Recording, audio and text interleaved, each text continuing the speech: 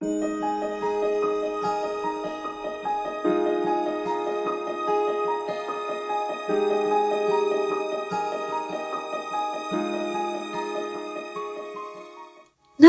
naman sabihin, I am a certified voice artist.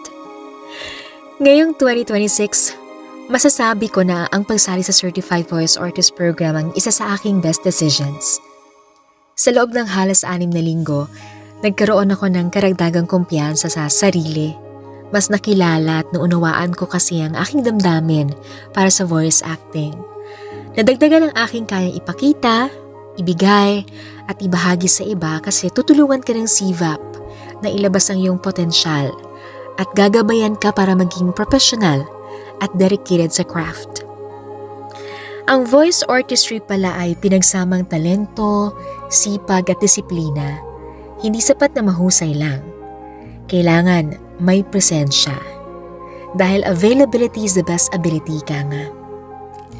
At hindi po ako makararating sa puntong ito kung hindi dahil sa tulong ng mahalagang instrumento sa aking CVAP journey. Ang natagpuan kong CVAP family. Gusto kong sabitan ng sash at bigyan ng crown ang aming marshals na champion sa pag-aalaga, pag-intindi at pagsuporta sa amin para makomply namin ang requirements at masigurong kami ay natututo at hindi bibitaw. Moms Jonathan at Sir JM, heart po para sa inyo. Love po namin kayo. Sa lahat ng aking voice mates, batchmates, especially BR1, proud ako sa inyong lahat. Kuya Ray, kaka-voice ka dahil nakaka-inspire ang iyong dedikasyon sa CVAP. Salamat sa pagiging cooperative at responsible. Ate Nix na very promising din ang husay. Salamat sa pag-step up niyo at pag-lead sa ating group. Ate Angge, talagang na-touch ako na sinabi mo you'd love to graduate with me. It really means so much. It kept me going. Sa amin pong trainers na napakahuhusay, we'll forever look up to you.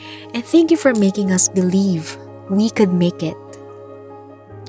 At sa nagtaguyod ng pangarap ng CVAP, Sir Pocholo, karangalan po naming maging bahagi ng advokasya na ito.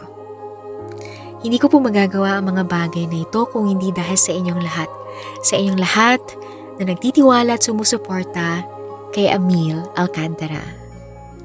Sa Certified Voice Artist Program, ipagpapatuloy natin ang kwento ng pag-ibig, pagsisikap, at pag-asa sa Diyos at sa bayan.